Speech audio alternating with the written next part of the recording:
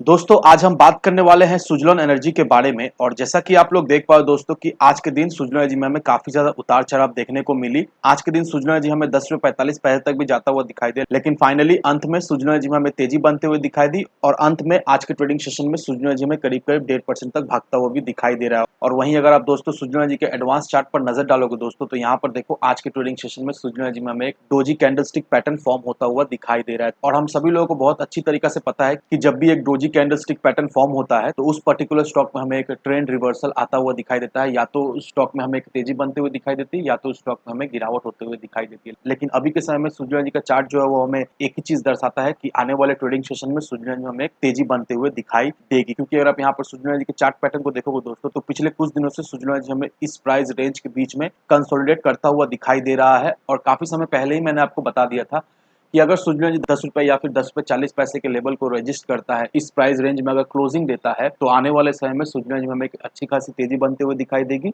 और आने वाले समय में सुजलोन एनर्जी अपना एक नया हाई भी हमें बनाता हुआ दिखाई देगा। और उसी के साथ साथ दोस्तों सुजलोन एनर्जी के वॉल्यूम में भी हमें एक अच्छी खासी इजाफा भी होते हुए दिखाई दे रही है। यहाँ पर अगर आप देखोगे दोस्तों, तो ऑल ओवर मार्केट में वॉल्यूम के मामले में सुजलोन एनर्जी हमें डोमिनेट करता हुआ दिखाई दे रहा है। यहाँ पर देखो दोस्तों, आज के ट्रेडिंग सेशन में सुजलोन एनर्जी जो है वो हमें थर्ड पोजीशन होल्ड करता हुआ दिखाई दे रहा है। तो अच्छा खासा वॉल्यूम के साथ सुजलोन एनर्जी में अभी के समय में हमें कामकाज होते हुए दिखाई दे रही है। तो अब दोस्तों मैं आपको एक आर्टिकल दिखाने वाला हूँ। यहाँ पर देखो दोस्तों, Torrent in talks to buy ReNew clean power project at 1.2 billion. अब यहाँ पर Torrent Power Limited ReNew Energy Global से 1.1 गीगावाट का एक क्लीन पावर प्रोजेक्ट जो है वो बाय करने का प्लान कर रहा है। और इस प्रोजेक्ट का जो टोटल वैल्यू निकल कर आ रहा है वो 1.2 बिलियन डॉलर का वैल्यूएशन निकल कर आ रहा है। अब यहाँ पर टोरेंट पावर ने एक non binding offer that means NBO submit किया है ReNew solar and wind power asset के लिए, जो कि 350 megawatts as well as 750 megawatts का इसके ऊपर बिडिंग होने वाला है। और जो इसका इक्विटी वैल्यू रहने वाला है वो 450 मिलियन डॉलर का रहने वाला है। अब यहाँ पर टोरेंट पावर इंडिया का लार्जेस्ट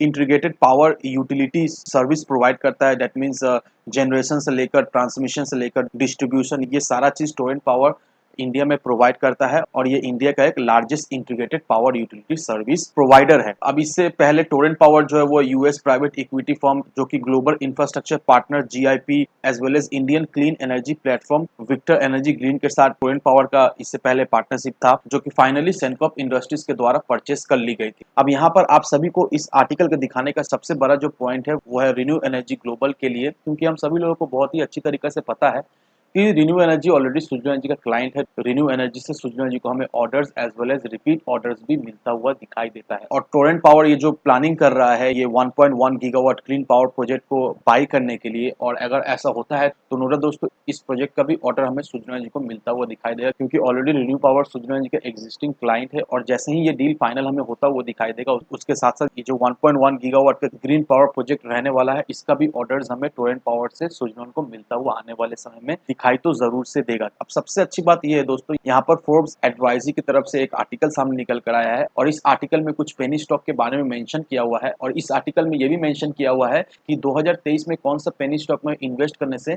उस पेनी स्टॉक से हमें एक अच्छा खासा रिटर्न मिलता हुआ दिखाई दे सकता है आने वाले समय में। और अगर आप यहाँ पर देखोगे दोस्तों, तो यहाँ पर अगर आप पहला स्टॉक को देखोगे दोस्तों, तो यहाँ पर जो पहला नाम निकल कर आ रहा है वो सुजलोन एनर्जी लिमिटेड का आ रहा है। जो दूसरा स्टॉक का नाम दिया है वो इंडियन बैंक का दिया हुआ है। तीसरा जो है वो इंपेक्स फेरोटेक लिमिटेड का है। चौथा वीजा स्टील लिमिटेड है। और पांचवा नंबर वोडाफोन आइडिया लिमिटेड का है। तो 2023 के लिए अगर आप किसी एक अच्छे पेनी स्टॉक को ढूंढ रहे हो तो फोर्ब एडवाइजरी की तरफ से ये सारा पेनी स्टॉक रेकमेंड किया गया है। और अगर आप फोर्ब एडवाइजरी को फॉलो करते हो या फिर फॉलो अप में रखते हो तो आपको भले बात ही मालूम है कि फोर्ब एडवाइजरी की तरफ से जो जो स्टॉक का रिकमेंडेशन आता है वो सारे स्टॉक का जो टारगेट है वो अचीव होता है। और इनकी तरफ से जो भी रिकमेंडेशन आता है वो बहुत ही बेहतरीन रिकमेंडेशन आता है। और इनके रिकमेंडेशन देख के अगर आप किसी भी स्टॉक में इन्वेस्ट करते हो तो नो डाउट उस स्टॉक में आने वाले समय में हमें एक अच्छी खासी तेजी बनते हुए दिखाई देती है। और यहाँ पर फोर्ब एडवाइजरी की तरफ से सुजना जी का भी नाम हमें सामने आता हुआ दिखाई दे रहा है। और इनका मानना है कि आने वाले समय में सुजना जी में हमें एक अच्छी खासी